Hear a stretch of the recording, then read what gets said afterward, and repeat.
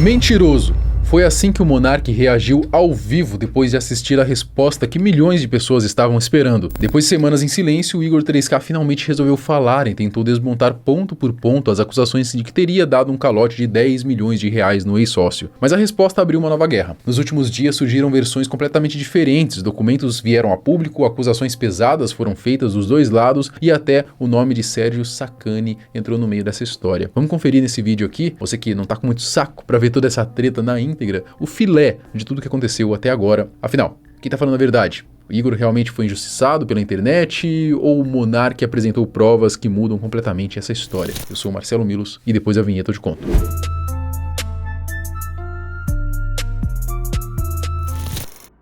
A treta explodiu quando o Monark veio a público dizendo que o Igor não estava pagando os 10 milhões acordados pela compra da parte dele no Flow. Segundo o Monark, o Igor estava pagando apenas 25 mil reais por mês, diferente do que estava acordado no contrato, que era 50 mil reais por mês. O Igor evitava o contato aí e ele se sentia traído por alguém que ajudou a construir do zero. Sérgio dos Foguetes e outros nomes dos bastidores reforçaram a versão de que a gestão do Igor estava problemática. A internet comprou aí a narrativa, o Igor foi massacrado nos comentários, precisou limitar as interações nas redes sociais. O silêncio dele durante semanas só piorou tudo, né? O Igor apareceu agora visivelmente cansado de tudo que estava rolando e foi direto ao ponto. A primeira coisa que ele contestou foi a narrativa de que Monark teria construído o Flow sozinho e escolhido o Igor por bondade. Falar que o Flow começou porque o Monark foi me buscar na minha casa, ele me escolheu, etc, não sei o que, não faz nenhum sentido, já tá explicado aqui. Falar que o Monark financiou o Flow todo com o dinheiro dele também é uma distorção da realidade. O que não falta é testemunha. E essa relevância que ele tá dizendo que ele tinha nessa época, talvez ele esteja confundindo os períodos, porque lá em 2013, realmente o Monark era o maior youtuber do Brasil, ele perdia em números pra galinha pintadinha só, né?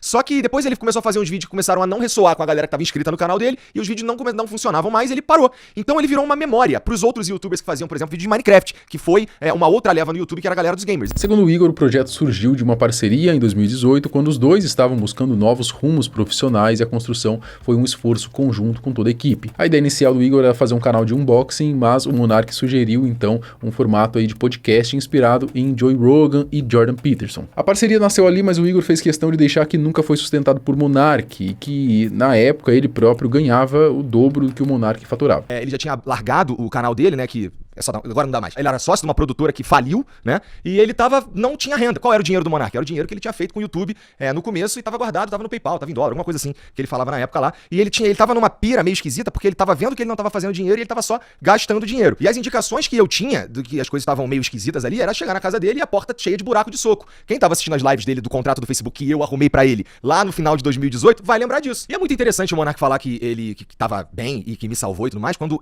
eu tinha o contrato no Facebook que por conta da minha relevância na cena, eu fazia o dobro dele, inclusive o dobro de dinheiro dele, né? Num contrato que eu arrumei pra ele. Se ele estivesse tão relevante quanto ele diz que estava, eu acho que ele teria pelo menos sido procurado por alguém, né? Igor disse que a única coisa que o Monark fez sozinho foi destruir tudo, referindo-se à crise de 2022. Sobre a saída do Monark em 2022, o Igor negou qualquer complô, né? Explicou que após o episódio que derrubou o Monark, o Flow perdeu quase toda a receita e monetização e que ele ficou ali com a empresa falida e com as dívidas enquanto o Monark saiu. A única coisa que ele fez sozinho foi destruir tudo. A construção foi em conjunto. Tem também a narrativa que a gente teria criado um esquema pra tirar o Monark daqui, alguma coisa nefasta por baixo dos panos. Quando a gente teve a crise de antes, poucos meses antes, na verdade, que ele arrumou lá no Twitter, lá, pô, e a gente perdeu a Tribe, a gente perdeu o iFood, a gente perdeu parte relevante da nossa receita, ele sugeriu sair e a gente disse, ô Monark, vai tomar no cu, cara, vai sair o quê? E a gente segurou a onda. Inclusive, ele voltou aqui no programa 2 vezes depois, né? Ele veio sozinho e depois ele veio com o Venom Extreme e a gente fez os episódios aqui normalmente, né? Ele foi dobrando a aposta, aconteceu o que aconteceu, ele foi banido do YouTube e aí não é mais seguro ter o Monark em lugar nenhum. No ponto mais esperado, em relação aos pagamentos, né, o Igor detalhou que manteve ali a Monark mesmo com a empresa em dificuldades. Ele falou que não pagava os 50 porque os 50 no contrato estava ali que ele só pagaria se a empresa tivesse X de lucro. E a empresa só teve X de lucro em 4 meses, nesse tempo todo, segundo o que ele disse, tá? Porque já tem vídeo circulando aí na internet de que não parece ser bem isso não. E enfim, fizemos o aditivo que previa pagar $5 mil pra ele, porque a gente não tava nem imaginando quando a gente poderia alcançar as condições necessárias pra pagá-lo os 50 mil reais. E a partir do momento que ele respondeu as mensagens e passou a conta dele e a gente começou a pagar, nunca mais eu parei. A gente paga há 2 anos e meio, religiosamente. todo mês. Pra pagar esse valor aí novo do aditivo ao contrato, a gente não fez nenhum, a gente não atrelou ao lucro, né? E a gente, na verdade, pegou e integrou isso ao custo. Na verdade, ele passou a ser um custo meu. Então, chega o meu salário, eu pego e pago o Monark. Nesse contrato, o Monark teria que passar a marca pra mim no dia seguinte, né? Ele teria que ter ido assinar um papel e ele não foi assinar.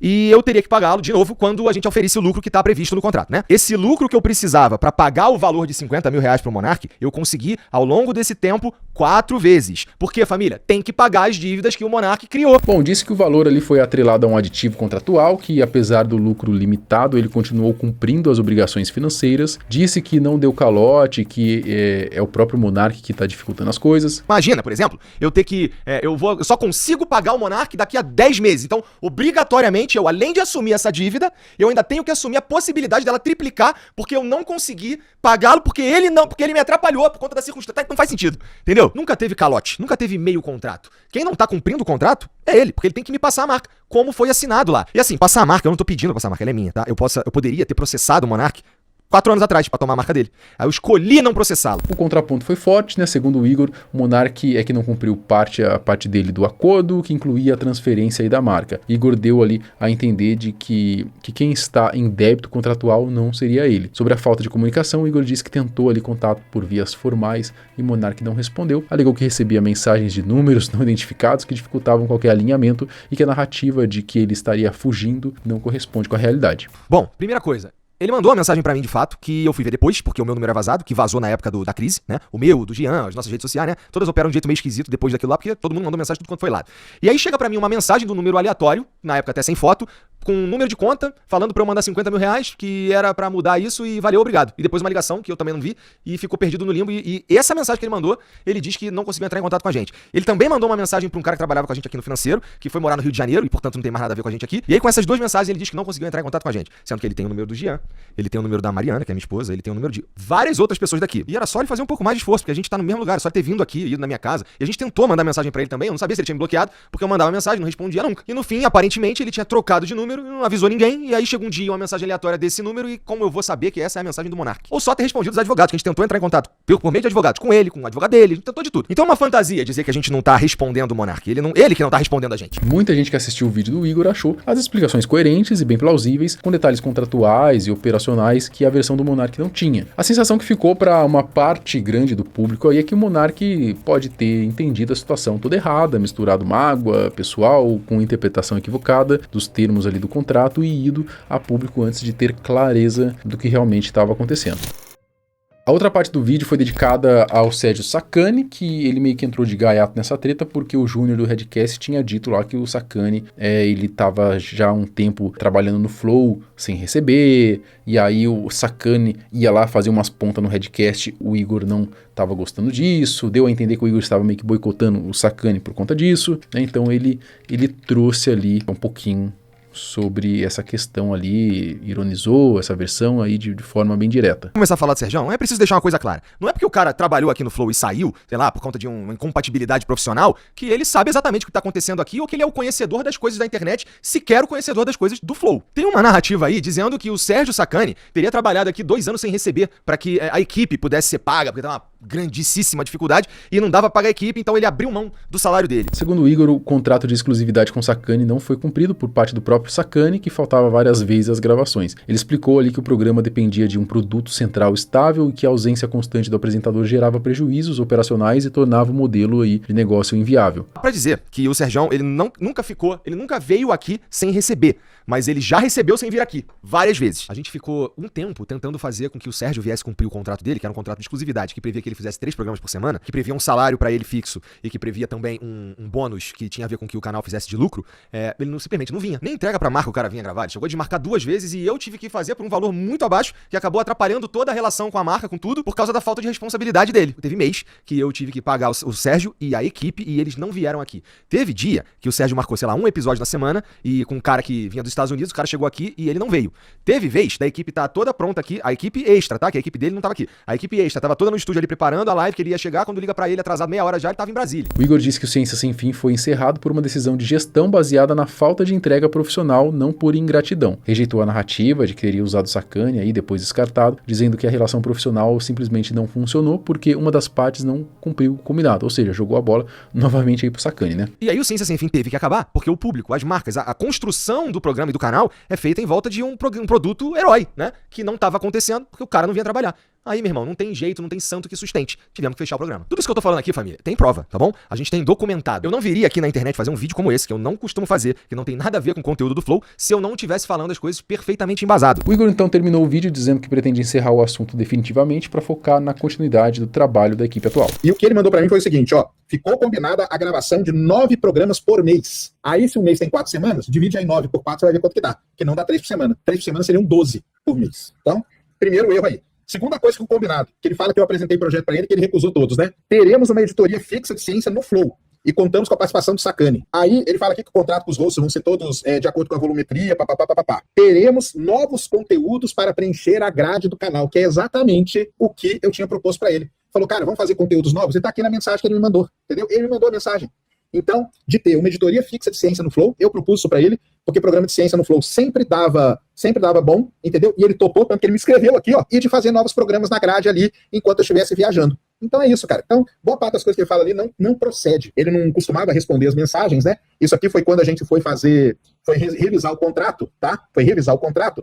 Tanto que depois eu até falei pra ele que ele não me respondia, ele não me mandava o contrato. Falei, cara, pelo amor de Deus, cara, me manda o contrato pra eu assinar logo, entendeu? Então, assim, tem na boa parte daquilo lá que ele falou lá, cara, não procede, e eu tenho aqui mensagem dele falando comigo, que acabei de ler pra vocês, tá? Bonitona aqui, ó. A mensagem que ele acabou de ó, que ele tinha me mandado na época, tá? Então, assim, não tem nada disso, cara. Não tem nada disso.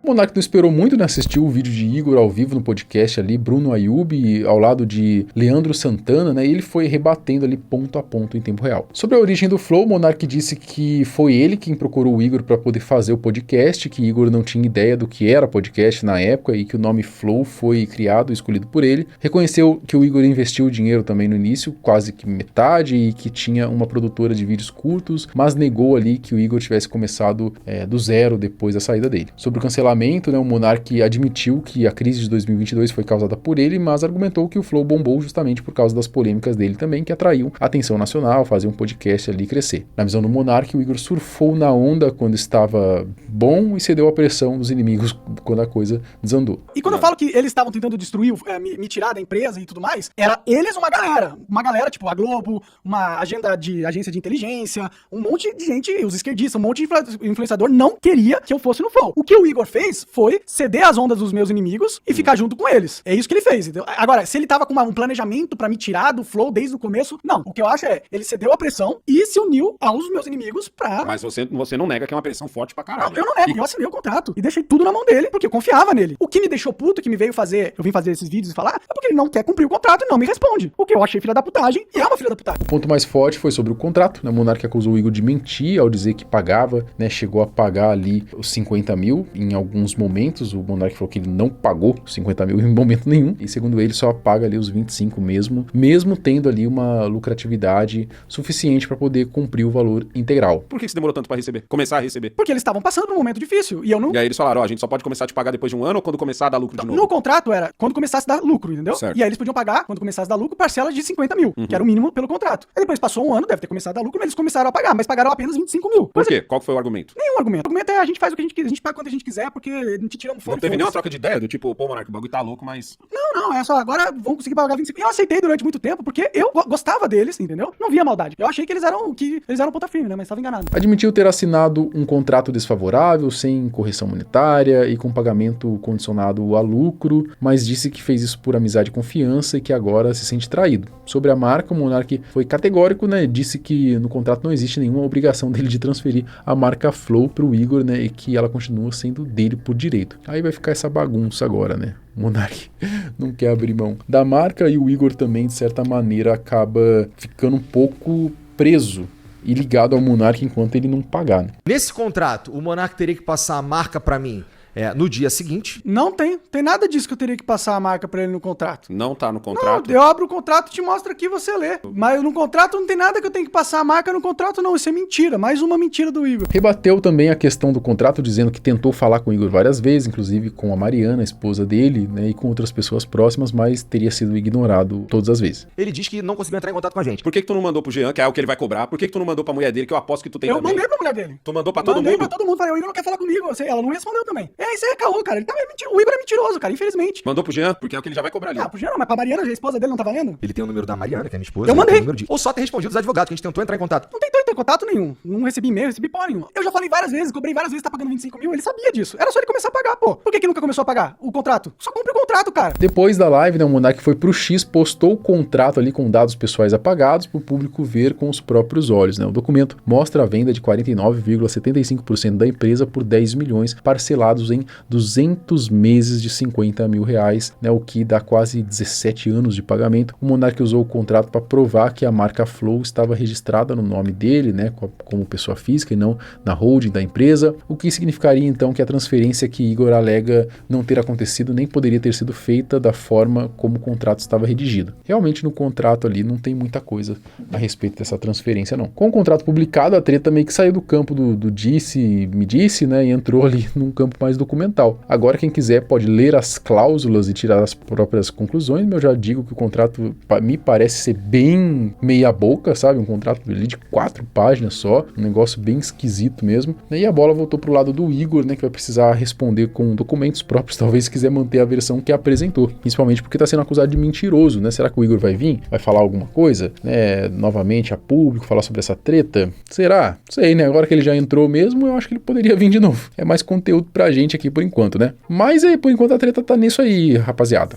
Tá nisso. Não tem mais muito o que falar, não. E você? Tá do lado de quem dessa treta? Ou se assim como eu, você quer mais é que o circo pegue fogo com o palhaço dentro? É isso que eu quero. Comenta aqui. Até o próximo vídeo. Tchau.